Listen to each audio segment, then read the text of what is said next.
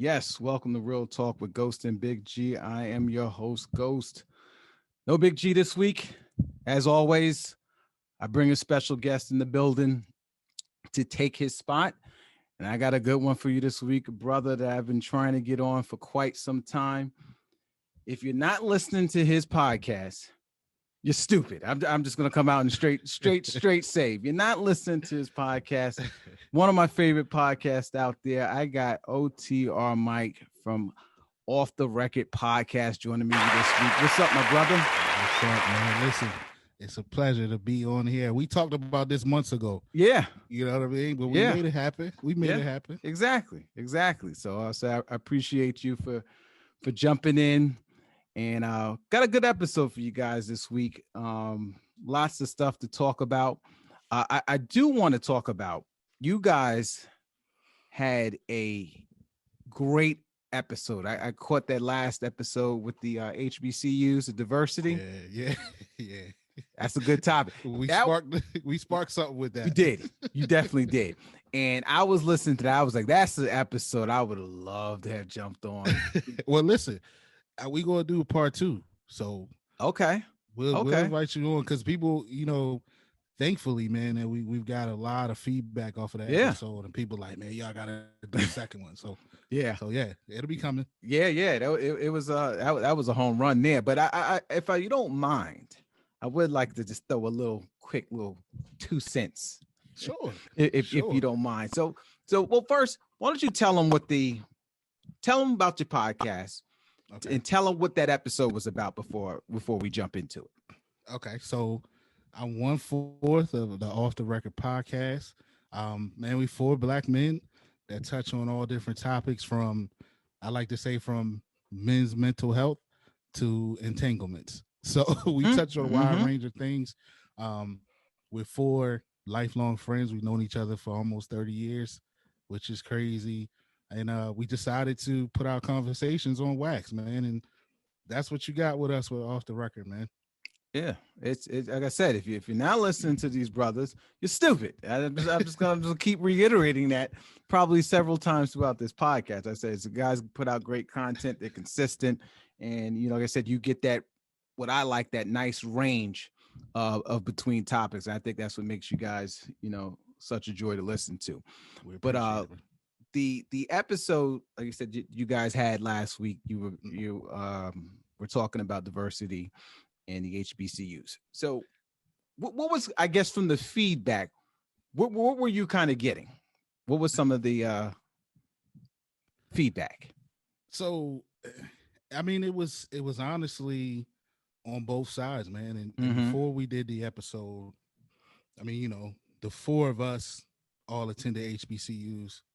And but I wanted to cast that net wider than us. So, we asked other people, friends and family that we know that attend the HBCUs. And we asked them what their thoughts was. Actually, the whole episode stemmed from, it was 2 Twitter posts that I stumbled upon. And it was both featuring white women. And they both decided to attend HBCUs. And, they both talked about how it was the greatest decision they ever made. At the same time, they were giving like HBCU props. At the same time, they were saying things like, we now realize the greatness that we missed out on, all of that type of stuff. But I saw in those posts, like, people were killing them on Twitter. Like, oh man, this is for us, and this is. They were up and down, but a majority of them, it was people not feeling the idea of white students starting to attend HBCU. So I sent those same posts to people I know that attend HBCUs to see what they thought about it. And we didn't put it on wax, man. And some of the feedback we've been getting has been on both sides. Some people say they feel like HBCU should be for just black students, and because they were established for that exact reason. We couldn't get into predominantly white institutions at one point in time, so that's why they were established. So therefore they should be for us, along with the history and other things. So, and then you have some other people that saw it from the other side, like, hey, we should actually, I got a comment this morning saying, like, Black folks are always asking for equality. Mhm. So in order to receive it, we got to be willing to give it. And this is a perfect case, a perfect situation where we could be, out front and giving that to allow other people or non-black students in the HBCU. So it's been all over the place, man, but it's been Mhm. interesting dialogue and conversation and debate for sure.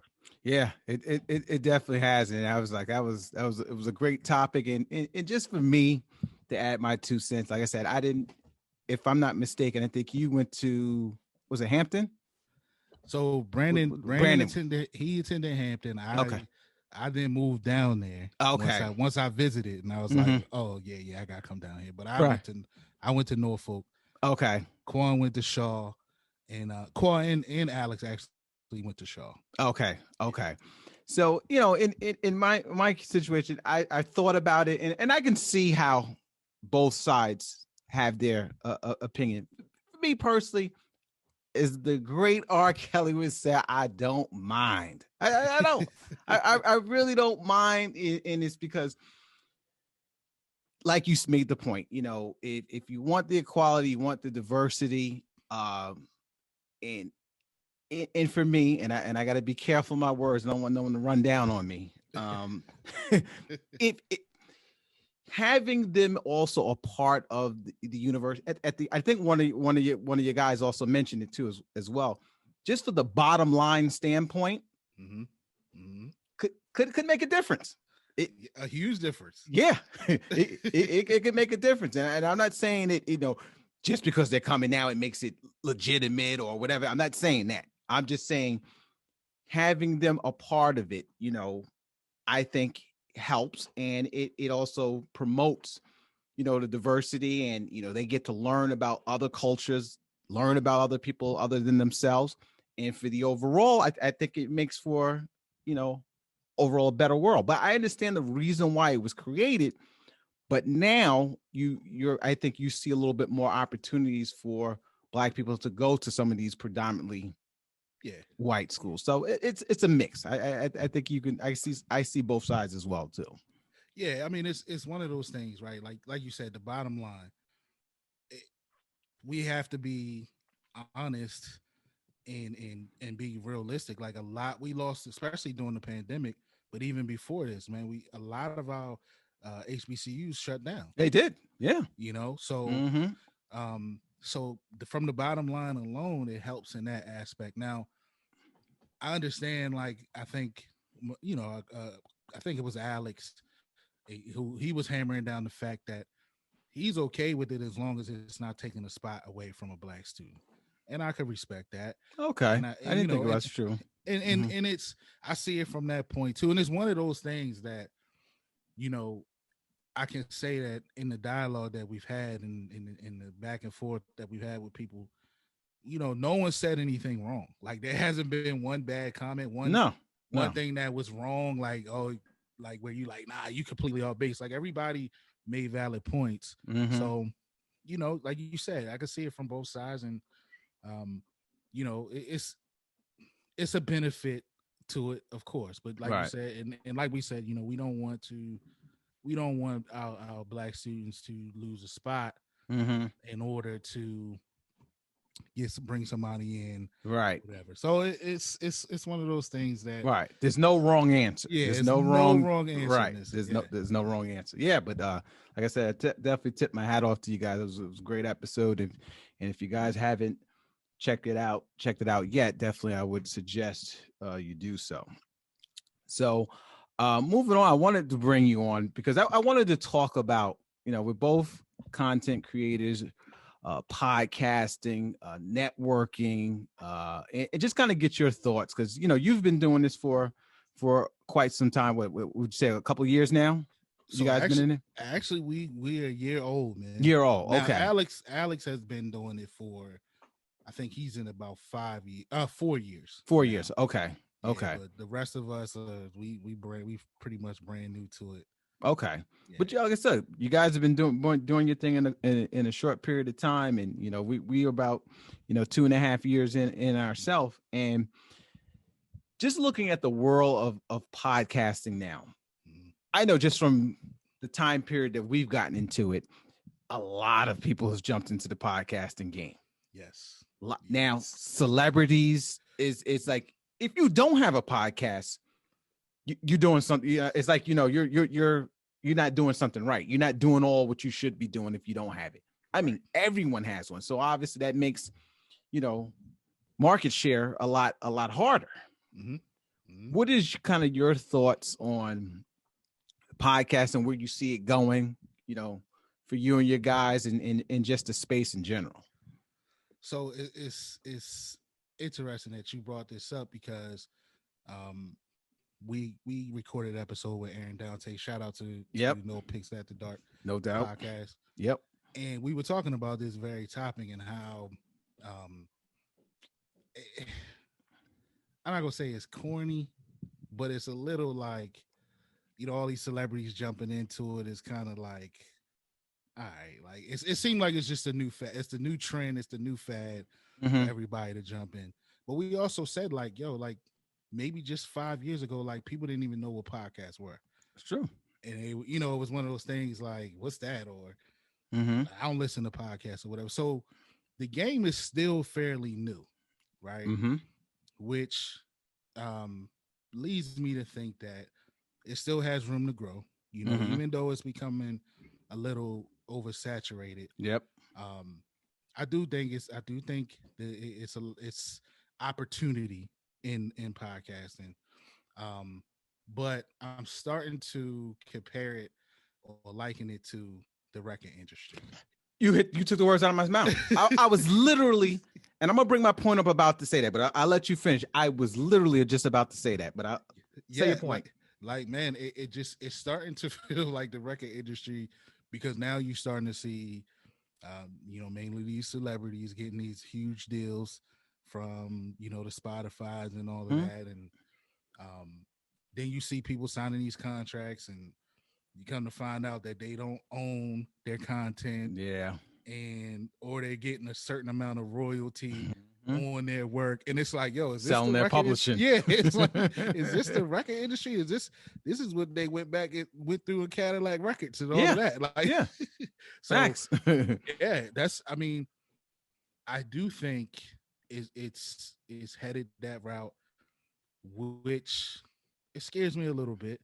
But then again, I do think because we're in it at the moment, and we like you and I on the same page, that we see that coming. So now that we know ahead of time to be careful in what we doing and making sure we owning our own work, so we kind of got a heads up into knowing that part of the game and knowing that it's coming. So it's again one of those double-edged things. But yeah, I think it reminds me of the record industry, man. Yeah, it's so true, and I said that because, like, I'd be the first to tell. I said I didn't know very much about podcasts until I really got into it. I heard of the Joe Rogan, these outliers out there who are monsters who've been doing it since like 2010. So being on the forefront of it, you would expect them to be kind of the godfathers of it. But then you started, like you said, seeing the comedians get into it, and you started seeing the actors get into it. And at first I was like, the hell's going on? Right. I was like, what do you need to do that for? But then I kind of thought about it. It depends on what you're using your podcast for. For us, we thought of it as a hobby, passion project, something to do to keep us connected. And it kind of morphed a little bit because, we had a couple of, wins as far as, we got ranked in Apple early on at one point, just when we were kind of like new, and, a couple, small sponsors here and there. But then I started to think, I said, okay, can you make money doing this? And then you start seeing the people, I've seen some creators that, literally have really popped in a short period of time. And that brought me to the idea of the record industry. If you really think about it, we're a bunch of artists, and you're going to have your SoundCloud artists. Yep. And then you're going to have those guys who sign to those major labels, have the marketing machine, the network team around them, and they grow.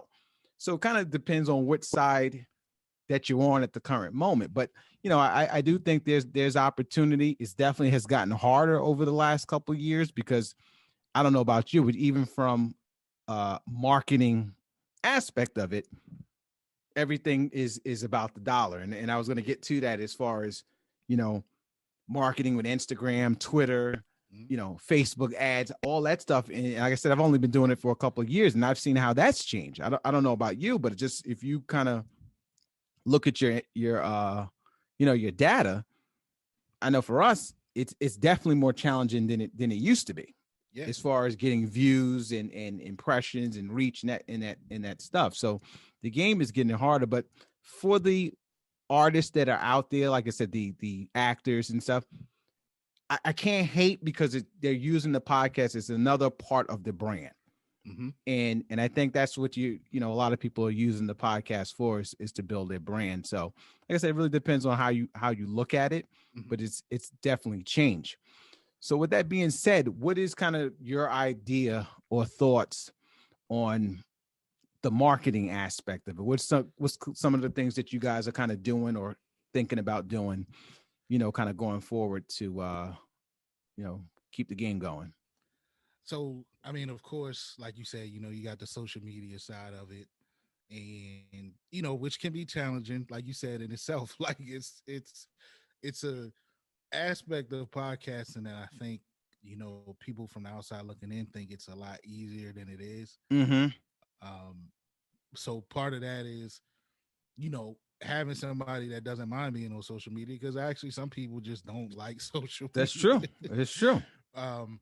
So one of the things that comes to mind off top is that we started doing, and that I actually started doing with the last 2 or 3 episodes, and I noticed you guys do it too, is like typically when we post our episodes, it's just our podcast cover. Right. Mm-hmm. The last couple of episodes, like I've been creating covers that catch people's eye. Right. And I noticed, I'm learning that that's a huge part of this game too. Is like if you could catch their eye to get them to read what you're saying, Mm-hmm.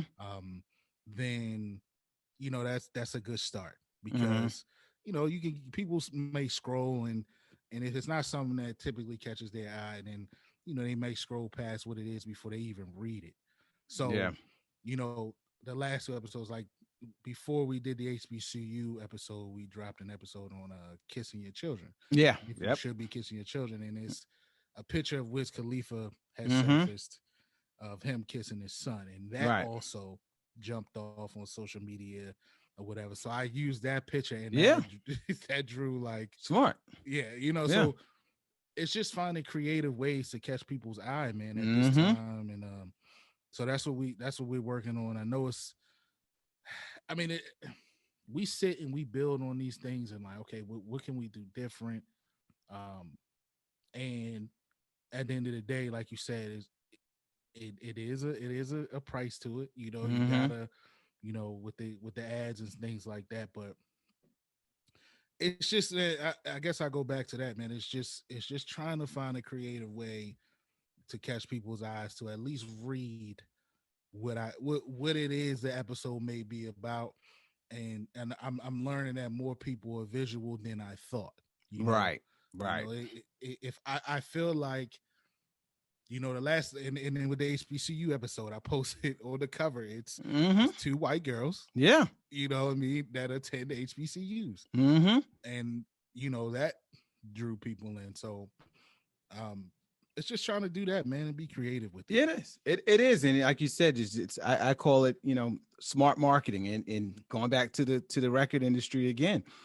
I remember back in the day, the record exec said you have 15 seconds there's 15 seconds where a person decides if they like your record. That's all it takes. So you only have that window of, especially on Instagram or some of these social media things with so much scrolling and so much following.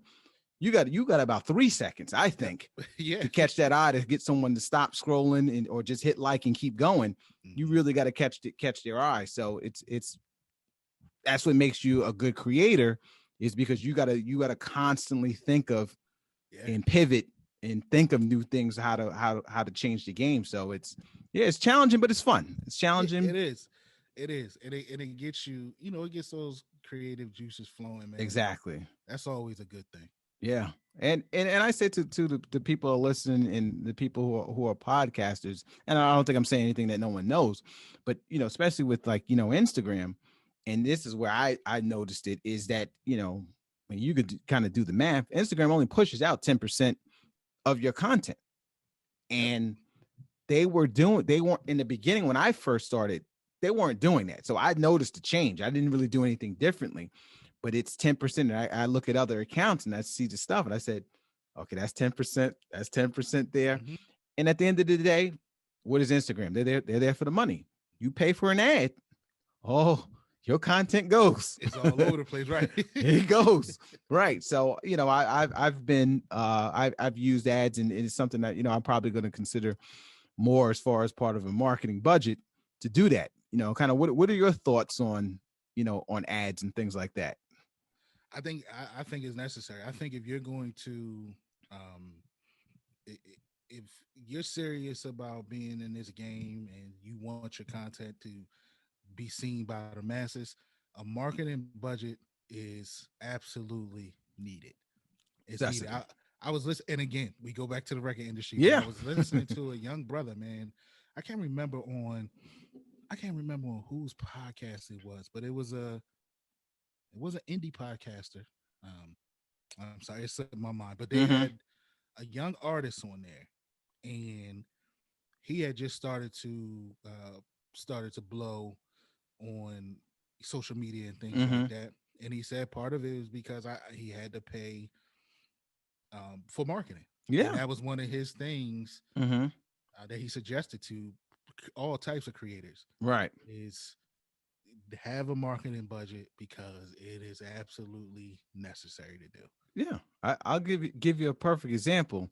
Damon John, who's $400 million man. Mm-hmm. He's on my feed with a sponsored ad every time I go on it. Mm-hmm. Every time. And he's a household name, but yet he still pays for sponsored ads. Mm-hmm. So if he's doing it, why am I not doing it? Why Right. are you not doing it? Why are other creators? Because that's what the platform is designed for. Twitter, Instagram, these people are not stupid. Facebook, they're not stupid. They know that you're using your account, especially if you have a business account. Mm-hmm. They know you're using it to monetize it. So they're like, oh, wait a minute. So we're going to let you use our platform. You make money and we get nothing out of it.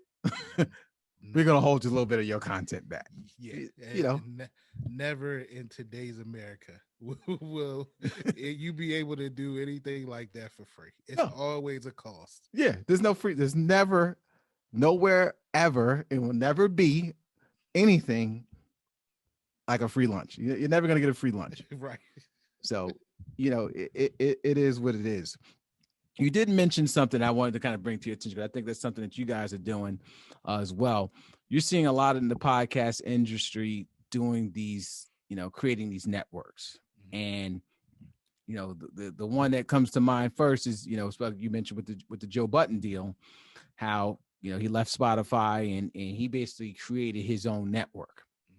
But now I'm also seeing a lot of the indie podcasts are creating their own network as well. And I just want to kind of get your thoughts on that. Yeah. So actually, Alex and I started our own network called Crossover Media. Yep. And it's so why we did it was and listen, I give, like I said, Alex has been in the game a lot longer than the rest of us, so he's very serious about it. He sees his vision for podcasting is beyond a lot of other people in this game that I've noticed. And I tell him, like, I tell him all the time, I'm not just telling you this because you're on my team. Right. But I'm like, bro, you have a talent for this. You have an eye for this. And man, this dude, like, he pitched the whole proposal to me with crossover media. And he was like, man, you want to be down? I'm like, yeah, like, duh, of course, let's go, let's do it. Mm-hmm. But it stemmed from conversations that we had and looking and researching and looking at these other situations like Joe Budden's and other Black situations Effect. before that. Yeah. And Charlamagne did one, came up with one with iHeart. yeah. Mm-hmm. And looking at other situations and researching Spotify, researching some of these other um, networks, and looking at their board. Mm-hmm.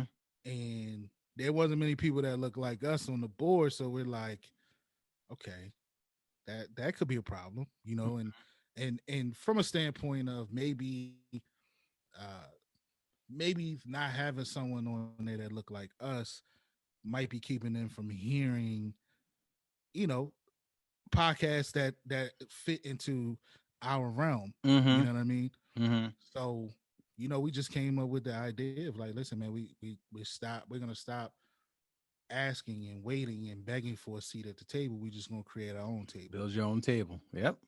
And we wanted to do that and also give other podcasters um, a proper push and a proper platform to get their content out there, have support, have a team that they Yeah. could reach out to and ask any questions. And then the main thing is owning your own shit. You know what I'm Mm-hmm. saying? Excuse me. Mm-hmm. I don't know if I Yeah, yeah, yeah. cuss, That's all but right. Mm-hmm. owning your own stuff, is Mm-hmm. like we said, again, going back to the record industry, like it's going to be important to be able to own your own stuff. So, yeah, I mean, it's challenging, because we're approaching these companies and these places for ads and stuff like that, and they're looking at us like, Right. what can you do? So Right. we got to pitch it. Mm-hmm. We got to pitch it, but I think it's worth it. I think it's Yeah. worth it. It's so true, and I look at that at the same thing going back to the music industry, and you and I both on the same page with that. If you look at any artist that really blew and popped, they were for the most part of a team. To me, the blueprint for me, I go back to, I'm a little old school. I go to Wu-Tang. Mm-hmm. You look at Wu-Tang, them brothers came together. They were all individually talented, but they were part of a team. And then he just basically RZA separated them and got them in different areas with different deals. Mm-hmm. That's how I kind of look at the podcast game, is that, you got to have a team to support you. Because the one downside, or one thing I don't like, and I'm not saying this is for everyone, is a lot of people don't like to drop them gems. Yeah. They hold them tight. Yeah. It's one of the craziest feels I see, where people don't like to really give that knowledge. So everyone kind of hold everything pretty close to the vest.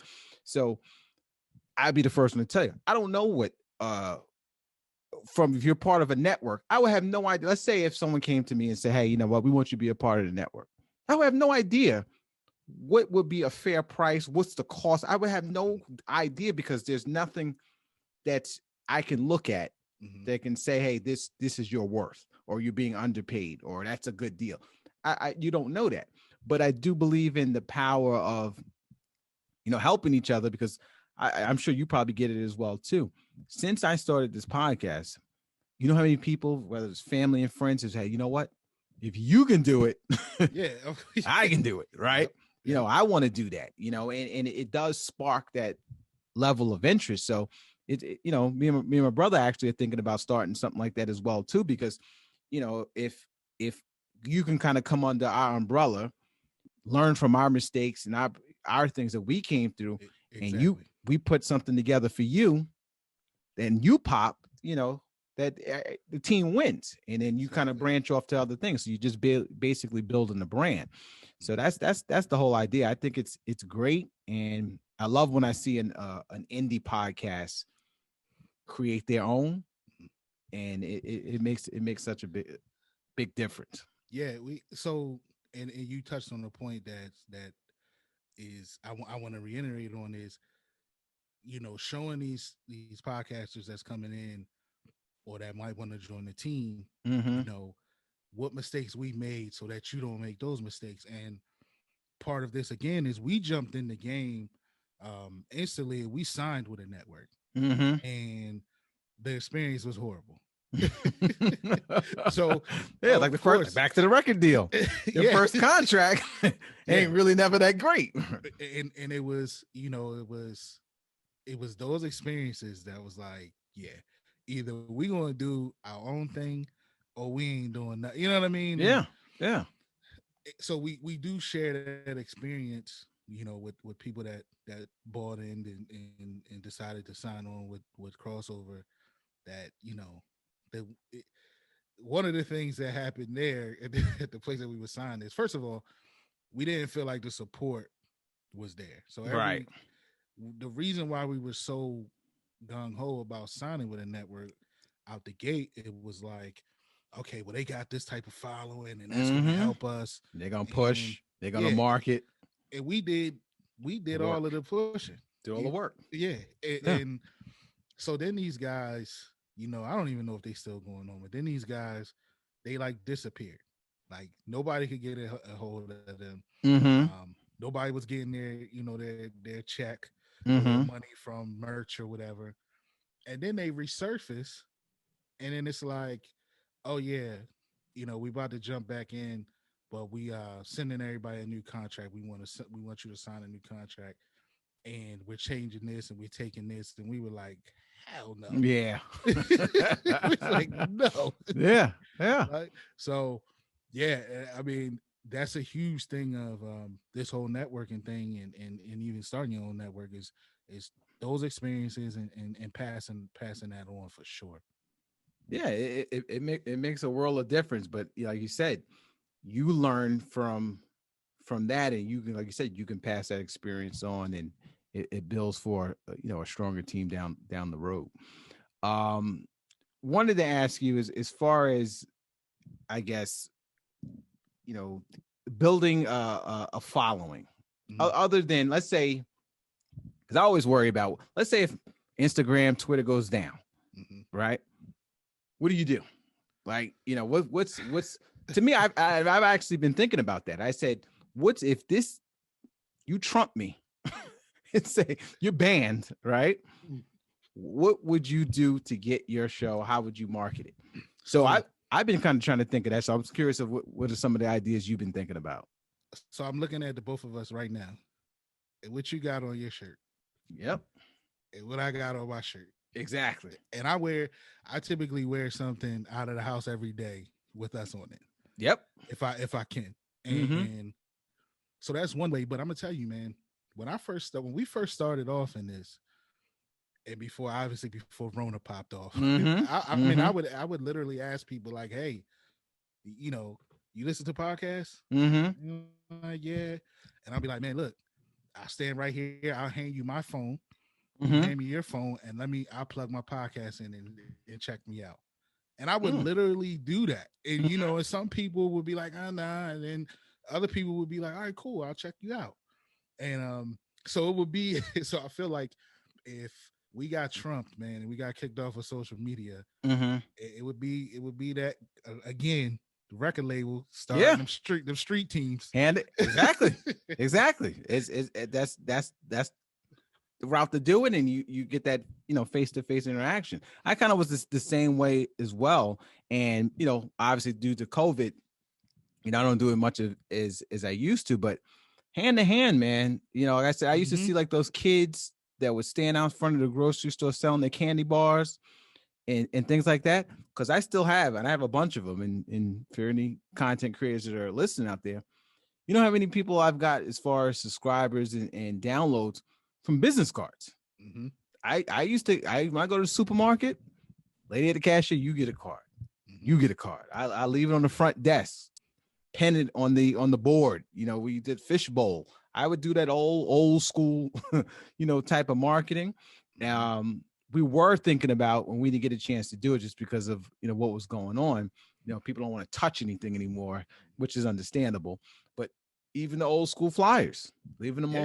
on windshields. Mhm. You gotta, like you said, gotta have that street team, record label mentality, especially when you're grinding. Like I said, I know if you listen to any marketing or social media, what's the biggest thing they do? They grab email addresses. Yep. Even though it's kind of old school, you may think, but it makes a difference.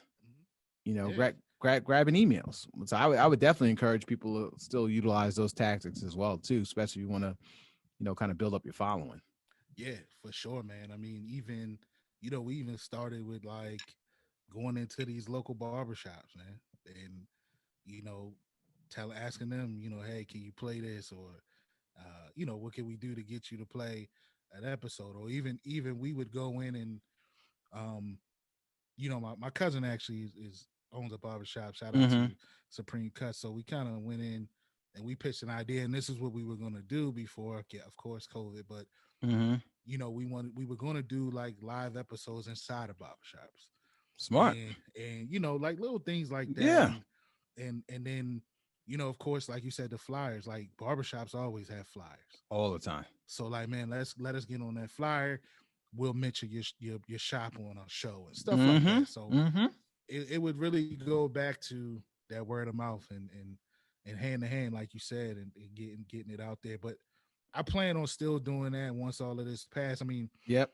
just the other day, I had on a hoodie with us on it, and I go into the bank, and the Yeah. teller was like, "Oh, you got a podcast?" And I was like, "Yeah."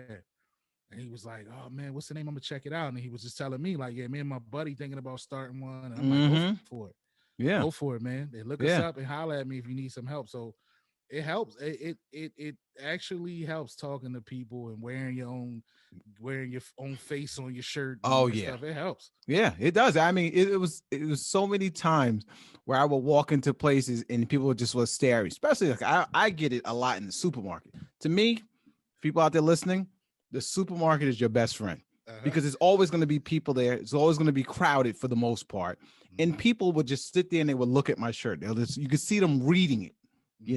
So it definitely, as far as for marketing, it's a smart idea. One thing I would say too is as well, and just for podcasters listening as well, you don't need a great deal of downloads to get advertising. Right. For us, we target small business owners, and given especially a small business owner, they're going to take whatever they can to get their name out there. And I'm not saying you're not raping them with the prices, but you don't have to use that model of the standard, which is generally like 1,000 downloads for like $25. Yeah. You don't have to use that. You can negotiate your own price for, space on your podcast. I just think it's another great avenue as well if you want to monetize your podcast. Definitely. Set your own deals. Definitely. It's huge. That's huge. And that's one of the ways that even with networking or signing with networks, like that's one of the ways that you can, there's a certain push, but then you still out there making your own connects. That's a way that you keep all of your money. You know what I mean? And you're not helping, 9 times out of 10, if you with a network or you paying for that advertising or whatever, like the key word is like there's some of that is going to someone else. Yeah. But when you're making those moves on your own, yeah, like that's you. That's your money. You know what 100%. I mean? And you'll be surprised by how many people, like you said, that's willing to pay for a spot to get their name out there, especially the local businesses, the mom and pop shops. So that's huge as well. Yeah.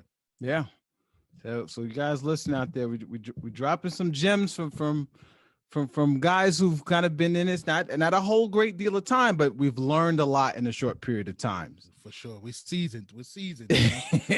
Yeah. So hopefully you're listening and taking heed to some of these things we're saying. So I want to move on to something a little fun I wanted to bring to your attention. I think this always sparks, a pretty good conversation. It's our version of kicking someone out of bed. I'm going to name 3 women, and I took some time to think of these 3 women. And I think it's going to be a difficult decision.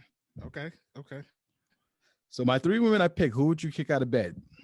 I got Beyonce, I got Rihanna, and I got Kerry Washington. And I need you to tell me who and why.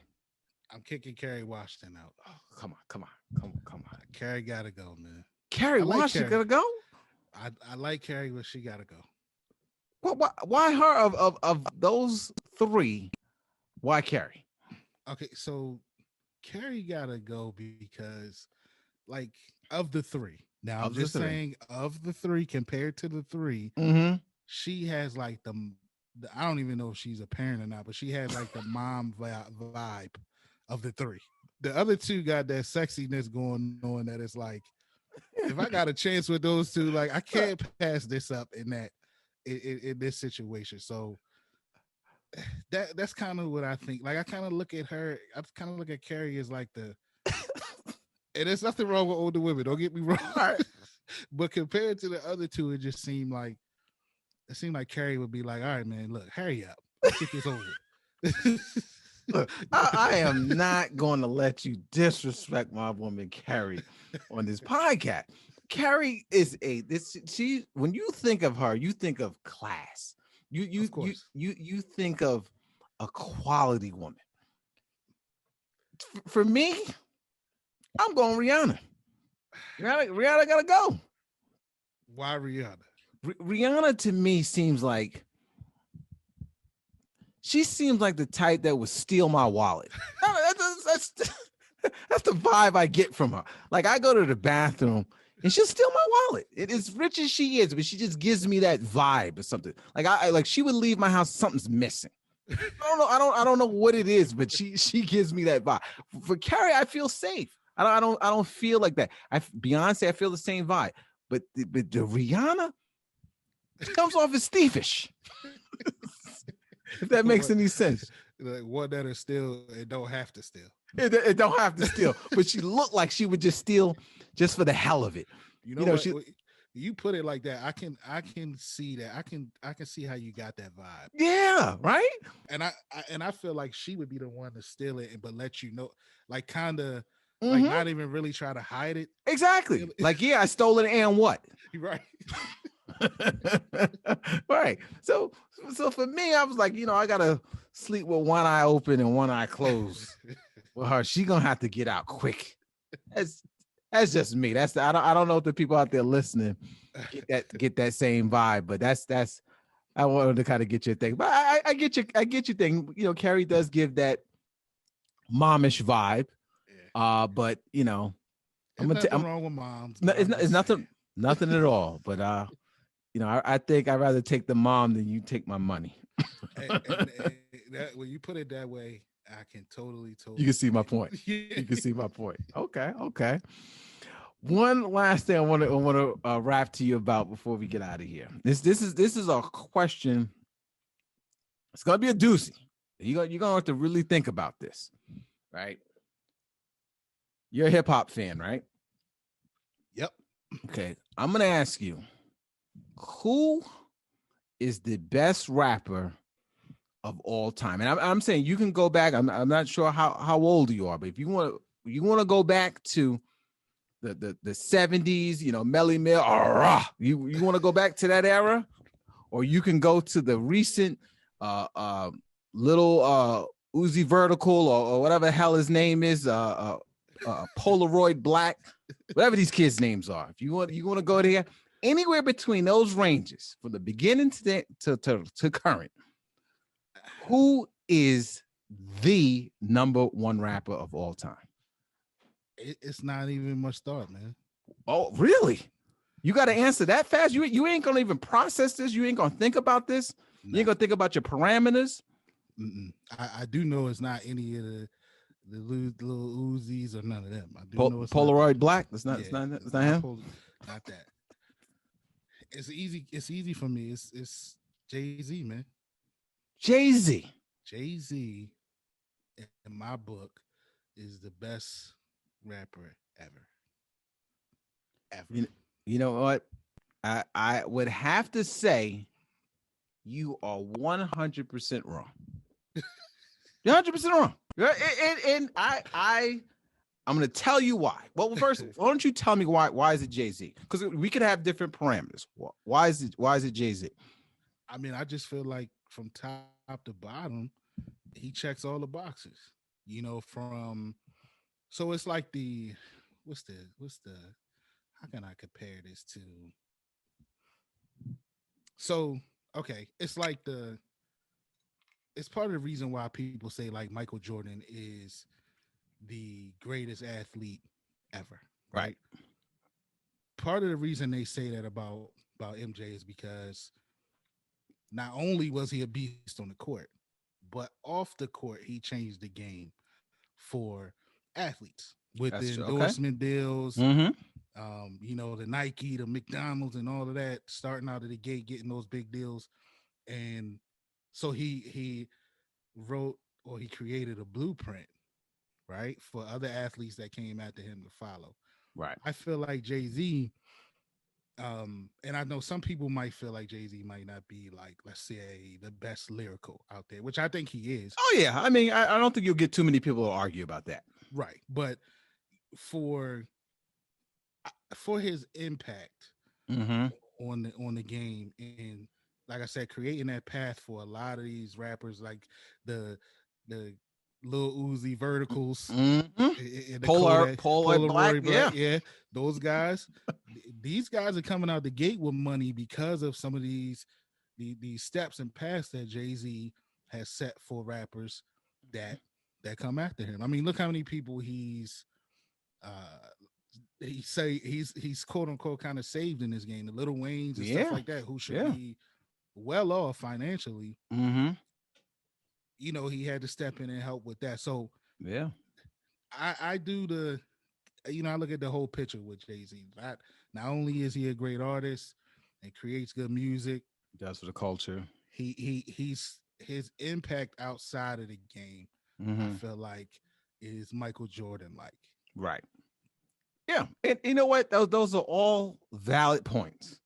But I'm going to tell you why you're wrong. This is why you're wrong. Now, I am a huge Jay-Z fan. Okay. And if you had asked me this question a year ago, Mhm. I would say Jay-Z, no, hands down. The reason why I say he's not, and let me tell you who the artist I say who is. The best artist in the history of hip-hop right now is Drake. It's as painful as it's for me to honestly say it, because I am an old school fan, right?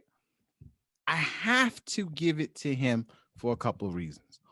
One, everyone has their own parameters of what makes a GOAT, right? Right. You use outside influences, his impact. Jay-Z sounds like he's a great guy. I don't know him personally. He's helping me help me a lot of jail in those situations. He does a lot, and his impact is strong. I get it. But the reason I say Drake is Jay-Z did not have the musical impact longevity of Drake. And to me, that means now you can put song for song, even if you want to go song for song. Jay-Z has monster hits. Drake has monster hits. But what I have to give it up to Drake, and as painful as it is, because I am a bigger fan of Jay-Z, his run is immaculate. This dude has dominated the charts for well over what? I would have to say maybe 13 years. And Jay-Z didn't have that expansive run that Drake has. If you want to talk about as far as impacting dollars of making money, Drake's Apple deal. Yeah. I don't think anyone can touch that. Jay-Z, obviously, I give him credit. How he started his own. People didn't sign him. I get it. He has the best story. Jay-Z has the best story, best narrative, but he doesn't have the credentials as my man Drake. You got his run is undeniable. Nothing like we've never seen. Drake is the biggest artist by far, and his run is still continuing. I don't see anyone who's knocking him off at the present moment, and he's still continuing to dominate. He's a Shaq of hip hop. I was not expecting you to say that. I hated to say it. Right. Sometimes I think we get caught up with recency bias. Like I know with athletes, you remember what you see last. Right, but like I said, I'm an old school guy. I remember Jay-Z from the beginning. Mm-hmm. I'm a 90s guy, so I remember him from the beginning. But I gotta tip my hat where I see it. Drake's the GOAT. Listen, man, He's the GOAT. I give Drake his props. And like you said, as hard as that is to say, Yes. I do give him his props. I do. I can't give him the GOAT title though. Can't give him the GOAT. I can't. But so let me ask you this. Mm-hmm. So if they, because everybody's clamoring for like a versus of Jay-Z and Drake, Mm-hmm. you think Drake would win that? Whew. You know what, man? That would be the one for the ages. It would be good. It would be good. It would be good, but here's my problem with the verses is and it's tough is because you have it. I look at this as well. People like the music they like when they were in their 20s. Right. It's just I don't know why it's at that age range, but you think about it. Your favorite music is probably music you listen to in your 20s. Of course. And if you have a bunch of people on verses who are younger, they're gonna say Drake because they're gonna know his music. He's recent, and you're gonna have guys like myself who grew up with the Jay-Z era. I'm gonna enjoy those songs better. So it's hard to say which one is better. It'll be probably more of a kind of a celebration thing, but song for song, that would be tough. I mean, let's. I don't think we can both. Either one of us can deny hit for hit. You got to give it to Drake. May not be my favorites, but hit for hit, Drake's gonna have more. He has hits. He does have hits, and you know what? You know what I think Drake. You coming back around? You change it? I can't give him the GOAT title, but I will say this: Drake, what he did differently from Jay-Z was Drake locked in that younger audience, where Jay-Z kind of came in and locked us in, even though we were like younger when we were exposed to Jay-Z, but he was more so like. He was more so gearing his music towards street guys. That street, that 25 and up crowd. You know what I mean? Now, of course, we at that time when he first started popping, we weren't that age, but we listened to it. But right. That's why people like us now at our age can say and mention a Jay-Z, because somebody that younger than us probably wouldn't have mentioned Jay-Z. No. Or as the greatest. Or they may say it because they know that's the thing to say. Right. So I do think that Drake went that route, which was genius. He locked that in. He locked the ladies in. That's what I was about to say. He got the ladies and he got the kids. So he once you, I mean, that's like goat. Huge. Sound like goat talk.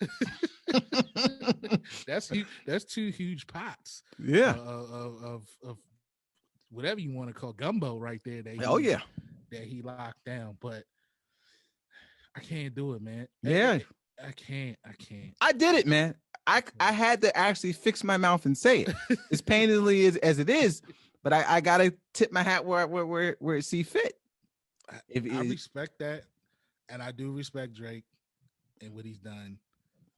Can't give him GOAT talk. Yeah, you know what this is? This is like the Michael Jordan LeBron debate. That's what it comes down to. There you go. It's the equivalent of it. it's the LeBron Michael debate. But at the end of the day, but if Aubrey Drake keeps banging like this for another 5 years, we're gonna have to revisit this conversation. We're gonna have to revisit it. Unfortunately, you're right. Yeah. Unfortunately, you're right. That's going to be a conversation but I'm still going to keep the same argument, man. Like, now don't get me wrong, Drake is doing this thing outside of music. Yeah. He's made, like you said, the Apple deal, things like that. But he started OVO, but I don't know if he owns his own music yet. That I'll have to do some research. But that OVO sound, whoo, oh my God. That's that sound. Yeah. He's killing it, man. I can't hate on the kid. I can't hate on the guy, but It's hard for me. It's hard to say it. Eventually, I think you might come around. I look, it took me a while. Like I said, if you asked me last year, I said, "Are you crazy?" But I gotta give props when it's due, and we'll continue to have this debate. Like I said, it's no wrong or right answer, but something to think about. 5 years from now, we will revisit this. Yes. On this exact day. What's today? Today's no. We're not going to name the day because we don't know when it's coming out. Yeah. Right. Yeah. Okay. We're not going to do that. Right. We know the date though. Right. So, exactly. 5 years to this date, we're coming back. We're going to revisit this conversation. But man, Mike, this has been a pleasure, man. Appreciate you jumping on. Before we get on out of here, I want you to shout out what you guys got going on. Shout out your handles. Shout out your podcast, and let everyone know how they can find you. First of all, man, I want to say I appreciate you having us on, man. It's been a long time coming. We talked about this. Yes, sir. And we made it happen. But I really appreciate it. And anytime, man, anytime you need somebody to step in, I'm here. Yes, likewise. Same thing here. Yeah, we'll and we got to build on some other things. We'll chat. Yeah, man. No doubt. But yeah, man, check us out. It's Off the Record Podcast. You can find us on all your podcast streaming platforms. You can find us on Twitter at OTR_pod. You can find me personally on Twitter at OTR_Mike. Also, OTR_podcast on IG and Facebook. You can check us out on YouTube and all over the place, man. We all over the place. Check out also OTR Sports. We kind of branched off a sports podcast show that we're doing separately from this one, which will be dropping soon. So check that out as well. So, and also check out Crossover Media, man, at Crossover 365 on all your social media platforms. So, yeah, man, check us out. Yeah, the only thing you missing is a billboard. You're everywhere else. You just need a billboard. You know what? And that's usually like the part where you would think that's the easiest part, but it's like, damn. Whenever somebody asks me that, I'm like, damn, we got a whole bunch of stuff to do. Yeah. What he's basically saying, folks, is he's everywhere.